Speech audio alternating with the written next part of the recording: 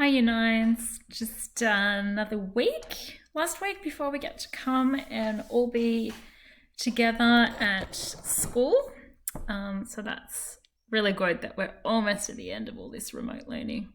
Today we're going to talk about influential factors. I'll take these off. In relationships. So what influences us? And I've just got a picture here of a group of women doing a traditional dance.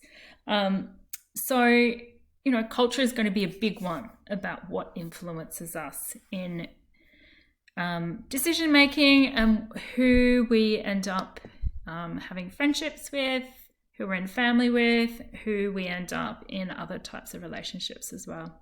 So these are just a few of the influential factors that we need to consider when it comes to relationships. So developmental stages. So you can see here I've got a picture of a baby, a toddler, maybe a young person, possibly heading towards the end of primary, as a teenager, and then we end up in adulthood. So the different stages of development in our lives makes a difference as to how we see relationships, how we see friendships, how we interact with our family. As a toddler and as a baby, we're heavily dependent on our family for food, for entertainment, for, that sense of safety and belonging. But as we grow older, we can become more independent, which then changes how we interact with people and how we see things. The socioeconomic status. So, how much money you have as a person or as a family unit will make a big difference into, the stress in relationships or the ease of it, or, the decisions that you make in relationships as well. And culture is another big one. We have quite a multicultural school. So our Northside community is made up of people from all different kinds of backgrounds. I think it's like 7th, 8th generation Australian. So it's quite different for me, having had a long history in Australia, compared with someone who's just moved here from overseas. My husband is a first generation Italian. So his parents were born in Italy and migrated here in the 50s. But he was born here. But he still has a really strong connection with his Italian heritage. And I'm sure a lot of you can have really interesting conversations about that. And how you see relationships depends on culture a lot, and also even our religious beliefs and everything. So, being Christian, when it comes to moving into marriage or romantic relationships, we have very strong views about what that looks like and how it should be, compared to, the secular world. Gender, so male, female, makes a difference on how you see relationship as well. Your education background, whether you have, finished school when you were in year 10, or whether you've gone on and done a university degree or a PhD, these kind of things influence as well. Family background, so similar to our culture as well, but it might be more your family has a strong sense of family and strong sense of connectedness.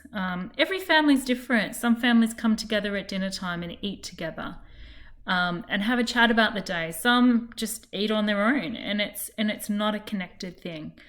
And there's going to be differences in that. And then, when you have people coming together in relationship, you find these differences, and then you have to create something that's unique to you. So there's also physical attributes, what height, weight, size, color hair, eye color, all these kind of things. Peer culture, like what your peer group, stands for, what they're interested in, can be quite influential as well. And your interests, if you are really into horse riding and you make a friend who is petrified of horses, it might make it hard to have those common interests. but you might find something else that you both enjoy doing, that you love spending time doing. And often that's how friendships start, because you're both interested in the same things. Or, I remember my daughter, who in 4-year-old kinder, she became best friends with this little girl because she had the same pink hat that had a flower on the front, and they had this instant, connection because of their likes of their hat. And it's kind of cute to watch how friendships develop. And she's still friends with her now, and they're both like they're both 20. So that's quite sweet. And then I also put down here what suburb or city you live in, or what region you live. You might be in the country. It might make a big difference to how you view relationships to someone who's in the city. Or, if you're in Bandura compared to being in Ivanhoe or in Essendon, or I don't know, and even just access to each other. Like if you are friends and you live a long way from each other, like it makes a difference on how much effort you need to put into relationships. My daughter, who's almost 20, her boyfriend lives, so we're in Essendon, and he lives in Burwood East. So they are a long way from each other. Like on the train, it takes at least an hour to get there. So that makes a difference on how often they can catch up and connect and that kind of thing. And so, yeah, we've got some photos here, some different, interests, and that just to get you thinking. The other thing we are I'm just going to show you now, is your worksheet that you need to have a go at. So assessing the situation in relationships is another one. So this is just a little scenario, and I want you to have a little think about the respect part of these relationships. Who has the power in this situation? So it's just about it's two people that they've been dating, but Amy's not so happy and she wants to break up with him. You can read through the scenario and then just have a little think about what's going on.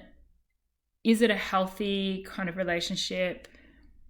Who has the power in the situation? How it's used? And then how can they do this where they both are heard and both get what they want? So there's a few questions there to answer, okay? So, and just to, 'cause you're going to come across these things really commonly in life if you haven't already. And it's good to think about what is going on. So the other one I want you to do, because we've been talking about influential factors, is to have a little look at these scenarios and then just answer these 3 questions. So you can do 2 of these would be good. If you want to do them all, great. But at least do 2 of these scenarios. So you might do A and B, you might do B and C, you might do A and C. So let me just go through them and help you understand. So we've been talking about, personal, social, cultural factors that might influence an attitude or an action or a decision. So what are the influential factors for the characters in the scenario? So let's just have a little look at, say, B. Brad and John have been friends for 2 years, but lately John's been unhappy. He does not like the way Brad treats him in front of his friends. John is wondering if Brad isn't a great friend anymore and has started to spend time with other friends at lunchtime. However, Brad threatens that if he doesn't spend time with him, he'll say terrible things about him and then he'll lose all his friends. John is scared because Brad is very popular. Okay? Common scenario, not so much maybe at Northside, but a lot of state schools, this kind of thing goes on all the time. So what would be influencing John in his decision to pull away from this friend and maybe start spending time with others? And then what could be some consequences of the decision that is made in the scenario? So you can see that one of the consequences is that he might lose friends. But, that's a threat that Brad is putting on him there. It may not even happen. And if it did, perhaps those people weren't really his friends anyway, if they're going to be so heavily influenced by this person, Brad. So how might the characters feel if they did not do what they thought was right?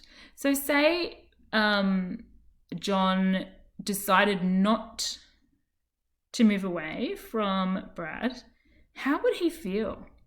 Like, he is going to feel quite controlled and feel like he has no say in anything, and he's going to feel quite trapped. So you might want to think about the emotions he might feel. And I don't even mind if you just want to draw emojis. Like, that's fine as well. So these are really good things to be thinking about, that, you know, this friendship doesn't sound healthy to me. So in which case, what would you do? Like, yeah, you can stay and put up with it, but that's not being respectful to yourself. That's not teaching Brad how to treat people, because then you're just allowing him to treat you quite poorly. So have a go at these and send them through when you're done. And I look forward to our next session face to face, which is going to be great. All right, thanks. Bye.